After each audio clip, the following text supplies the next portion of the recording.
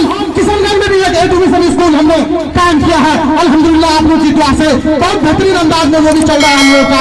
बस आप लोग हम लोगों के लिए, हम सभी प्राइवेट स्कूल वालों के लिए दुआ कीजिएगा।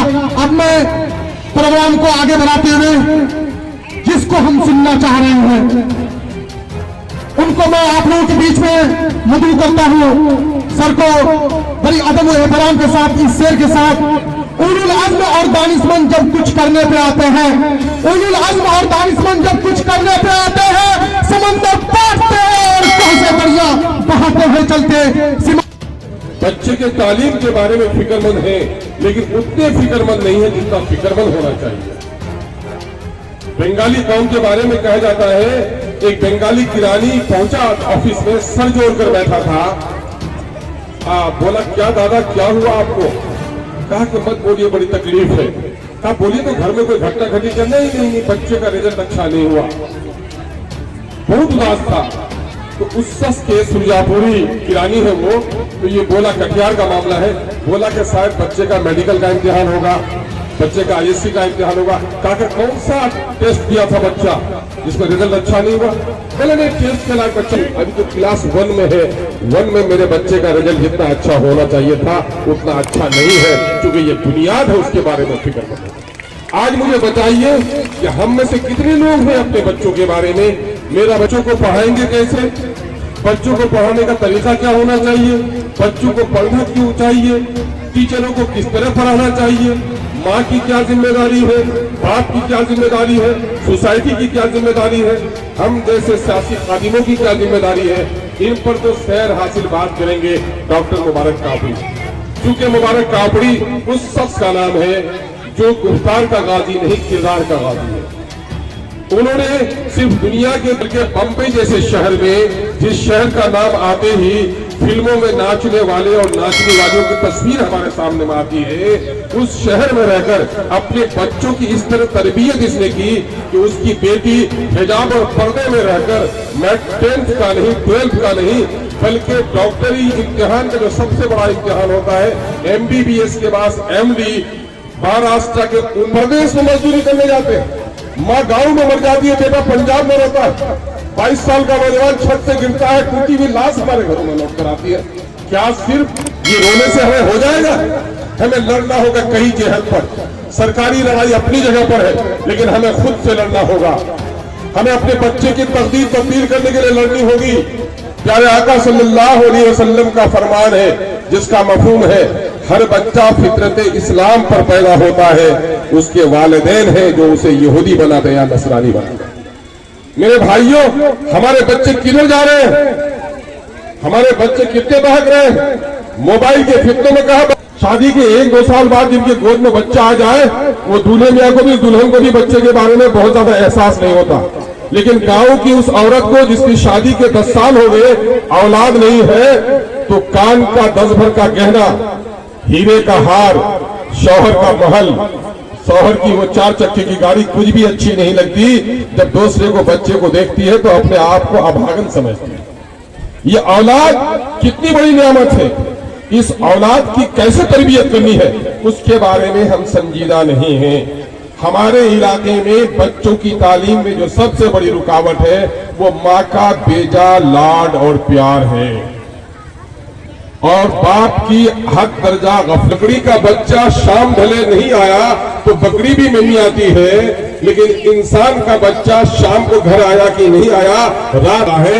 दुकानदार के लिए तो माफ है, लेकिन मचान पर बैठने वाले अड्डेबाजों के लिए तो ये गुनाह है, जुर्म है। जो अपने बच्चों को ननन से गप, नन्नसी से गप, और वो बच्चा जब देखता है, पढ़ने बैठता है, माँ को गुफ्तगू करते हुए देखता है, वो बच्चा भटक जाता है। मेरी बहनों और बेटियों, तुम चाहते हो अपने बच्चों को ये तय कर लो कि शाम के 2 घंटे तक हम किसी रिश्तेदार मोबाइल से बात नहीं करेंगे। मेरा बच्चा जब पढ़ेगा टकटकी बांध कर हम देखेंगे उसको। एक जाहिल के बारे में कहा जाता है कि उसका बच्चा जब 9th और 10th में चला गया, तब उसके बच्चे को पता चला कि मेरा बाप नहीं पढ़ता है, पढ़ना नहीं जानता। हुआ ये कि स्कूल से कोई चिट्ठी आई, 9th में पहुंच गया, कहा कि आप इस पर साइन कर दिए, कुछ लिख देना है।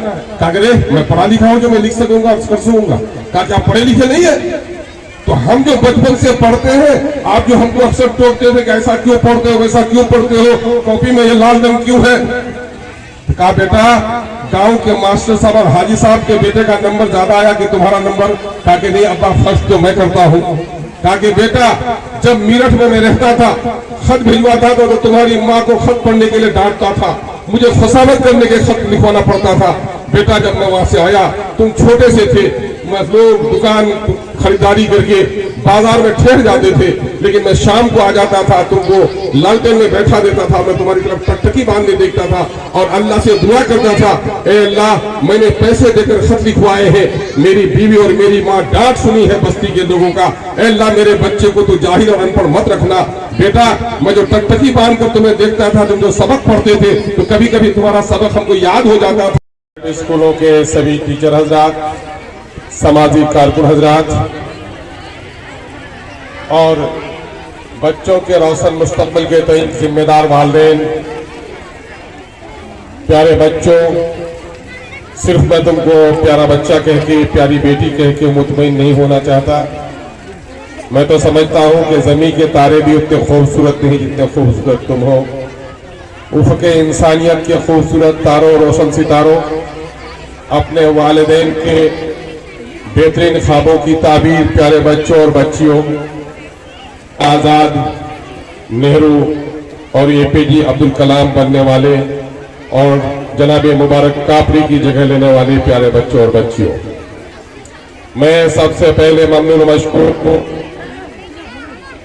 उन तमाम तर प्राइवेट स्कूलों का, unique public school, Asian public school, Enlight academy, holy vision school, Asad moral school का जनाब साहिब साहब कार्यक्रम के सहयोगी, राहिल साहब, जनाब नायाब साहब, जनाब मंदन आलम साहब, जनाब परवेज आलम साहब, भाई जनाब संतोष चौधरी सी, मास्टर सादिक जफर साहब, मोहम्मद इजहार आलम साहब, मेरे अजीज और रफीक डॉक्टर नौसाद साहब, मेरे अच्छे दोस्त भाई रियाज साहब और नौजवानों में और लड़कपन से जवानी पे कदम रखकर समाज की क़यादत करने वाले अजीजी फैजान बाबू, हम सबों के मास्टर और मुरब्बी जनाबे भाई मुफ्ती जावेद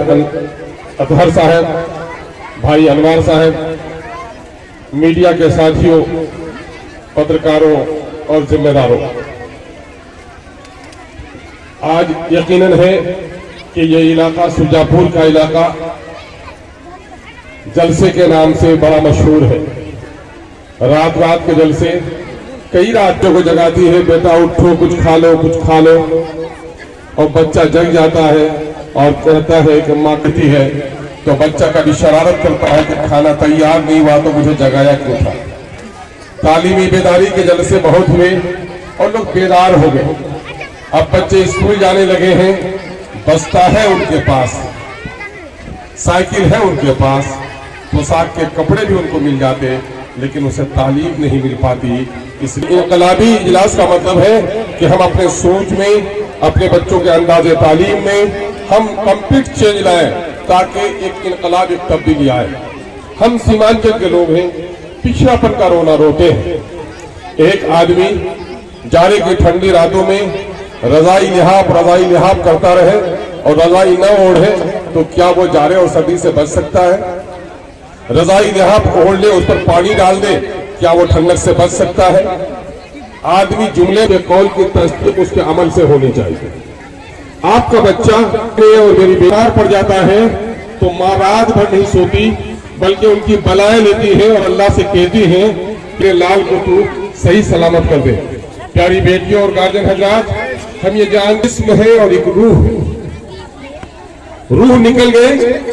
मैं अक्सर तमसीलन कहता हूँ, मैं खड़ा हूँ तो आप कहेंगे अख्तर, मेरी लाश की तरफ देखकर आप ये नहीं कहेंगे कि अख्तरुल ईमान है, कहिएगा ये अख्तरुल ईमान की मुरक्कब, यानी ये गोश्त। आज हम सब कुछ, हमारी माएँ, हमारी बहनें, हमारी बेटियां, जो कुछ भी हम कर रहे हैं, क्या कर रहे हैं?